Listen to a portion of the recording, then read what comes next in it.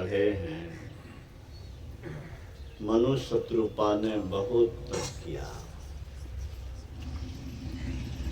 तो भगवान विष्णु ने दर्शन दिया और कहा मांगो क्या मांगते। उनके सौंदर्य को देखकर इतना आकर्षित हुआ वह कि कहा कि मुझे आप ही के जैसा एक पुत्र हो। पुत्र के लिए वह ललायत था, निसंतान था।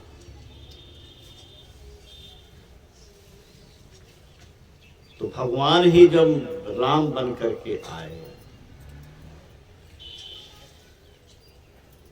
तो उन्होंने जो उपदेश किया वही तो पाठ हुआ। लोगों को भगवान की वाणी में विश्वास कहाँ है? हम लोग वैदिक धर्मावलंबी हैं, कितने आदमी को विश्वास है? वैदिक धर्मावलंबी भी राम के होने में संदेह करते हैं। जबकि त्रिकालदर्शी पुरुष गुरु महाराज हुए, देवराहा बाबा हाल में हुए, जिनके जीवन कितने लंबे कि डॉक्टर राजेंद्र प्रसाद ने लिखा कि मैं दादा के साथ जाता था उनके दर्शनार्थ, तो जिस रूप में देखा मैं बूढ़ा हो गया हूं, अभी उसी रूप में है। राजेंद्र बाबू 62 में चले गए, आई 90 के दशक में गए, उसके बाद भी 28 वर्ष रहे। विज्ञान को चुनौती देकर बिना खाना पीना के हजारों वर्ष की आयु का उनका वर्णन आता है। भारत के प्रसिद्ध जनेंद्र पत्रकार ने का पूछा उनसे कि आपकी आयु क्या है? कहा मेरी ब्रह्मलीन अवस्था है।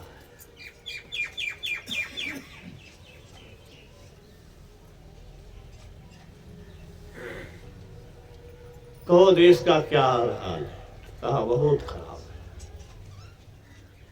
उस समय चंद्रशेखर साहब जी प्रधानमंत्री थे। भारत का सोना गिरवी में रखा गया था। न्यूज जानने वाले जानते हैं कि वो सोना वापस आया है हाल में, दिवाली के रोज।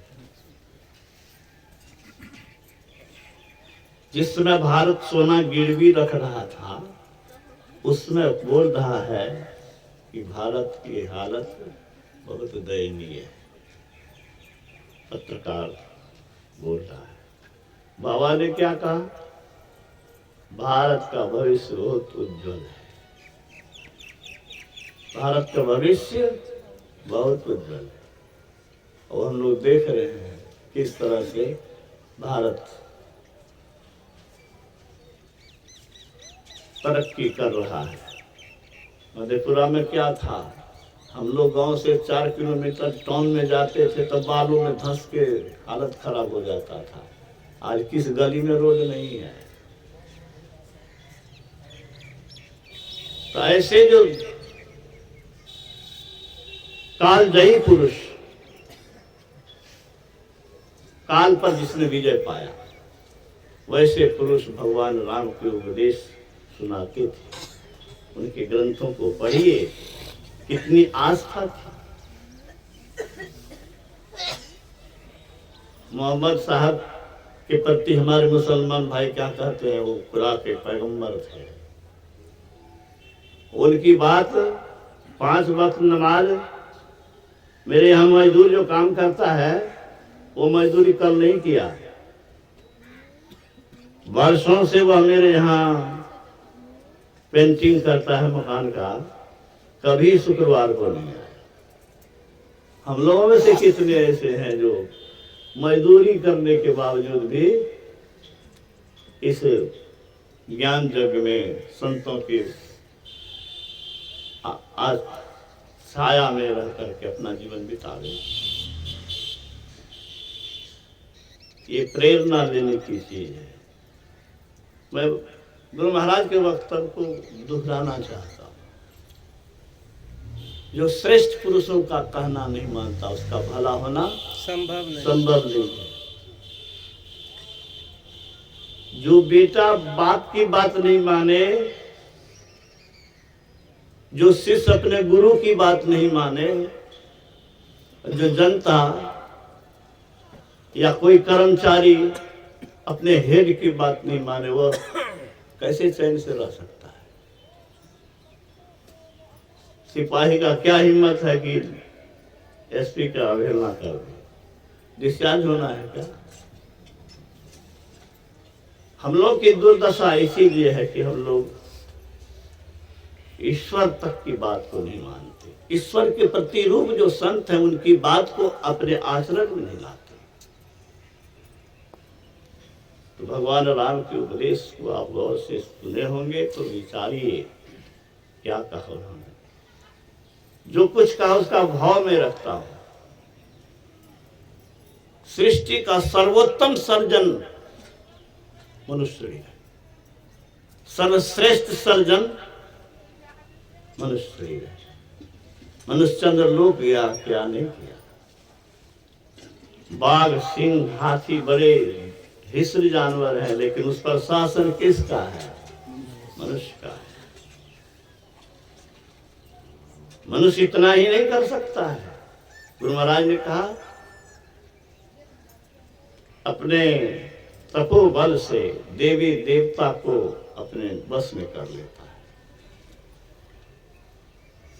हम आप भी देवी देवता को बस में कौन कहे, हम लोग स्वयं ईश्वर स्वरूप बन सकते हैं। यही तो हमारे भगवान राम ने कहा।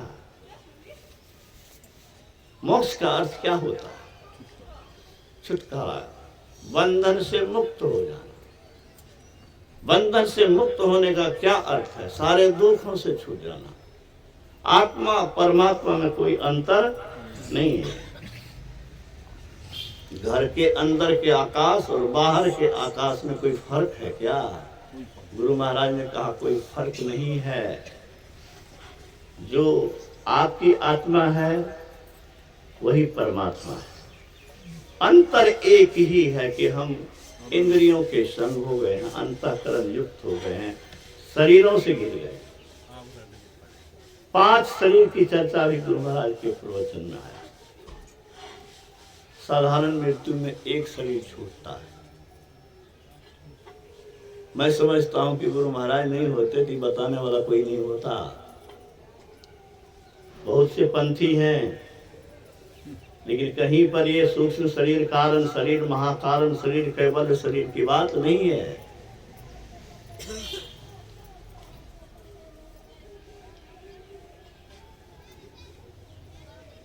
इन 5 शरीर के विषय में गुरु महाराज ने कहा, अरे बीज नहीं तो अंकुर नहीं, अंकुर नहीं तो वृक्ष नहीं। अंकुर सूक्ष्म शरीर है और बीज कारण शरीर है। बीज का भंडार महाकारण है। ये जड़ 4 जड़ शरीर है। ये चारों जड़ शरीर जब तक आपके साथ है तब तक आवागमन है, और जब तक आवागमन है तब तक दुख दुर्दशा की चक्की में पिसाते रहना है। कौन नहीं चाहता है ऐसा? कौन नहीं चाहता है शांति? कौन नहीं दुखों से छुटकारा चाहता है सदा के लिए? कौन क्षणिक सुख चाहता है कि 2 दिन हम सुख हो गया फिर दुख हो गए? लेकिन गुरु महाराज ने कहा सौर जगत में रहकर कोई सूर्य के प्रभाव से बच नहीं सकता। ऐसे ही इस माया मंडल में रह करके कोई माया के प्रभाव से बच नहीं सकता। ये विषय का जाल है, जमराज ने विषय का जाल फैला रखा है। कल भी मैंने कहा था, मानव जीवन या कोई जीव का जीवन क्या है? अज्ञानता में यह जीवन ऐसे है जैसे जंगल में मिर्गा को फंसाने के लिए क्या रहता है, जाल फैलाते हैं, उसमें कंठ कांटा से भरा झाड़ियां होती है, गहरे गड्ढे होते हैं। हम लोग भी विषय वासना के जाल में फंसे हुए हैं और दुख जो है वह क्या है, कांटा है और गहरे गड्ढे क्या है, इस शरीर में नीचे गिर गए। अभी सुन रहे थे जेठ चौमासा गाये हैं, 12 मासा में है, जेठ उतरी हेत सूरत पिंड में वासा कर। यहाँ क्या है, क्या है? तन नव द्वार हो रामा अति ही मलिन हो ठामा, त्यागी चलो दसन द्वारे सुख पावरी। ये 9 द्वार जो गंदे जगह है, गुरु महाराज कहते हैं गंदा, हम लोग इसी को कितना प्यार करते हैं, इतना प्यारा है जितना भगवान प्यारा नहीं है। मैं बराबर कहता हूं, गंदे जगह में विषाणु कीटाणु होते हैं, वो रोग फैलाता है। और रोग क्या करता है, आदमी को छटपटाने के लिए, कष्ट भोगने के लिए, व्याकुल होने के लिए विवश करता है। तो खाली गंदे नाली के कीड़े या पखाना के कीड़े या संक्रामक कीटाणु ही हानिकारक नहीं है, ये 9 द्वार ही गंदे जगह है और इसमें विकार जो है वही कीटाणु है, वही हमारे मानसिक जगत को, आंतरिक जगत को, अंतःकरण को प्रदूषित करता है, बीमार बनाता है। इससे बचने का साधन इस शरीर में है, साधन धाम मोक्ष का। कौन चीज का साधन है? ईश्वरत्व का साधन है। वह ईश्वरत्व का साधन क्या है? ब्रह्म ज्योति और ब्रह्म नाम है। परमात्मा ने सबके अंदर में वह साधन दे रखा है।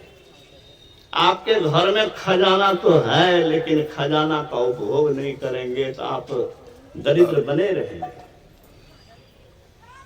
परमात्मा ने सबको नंबर 1 बनने की क्षमता दिया है।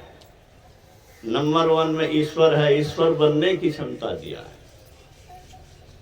लोग जो कभी सत्संग नहीं किए होंगे, संतवाणी नहीं पढ़े होंगे तो कहते होंगे क्या बोल रहे हैं ईश्वरत्व।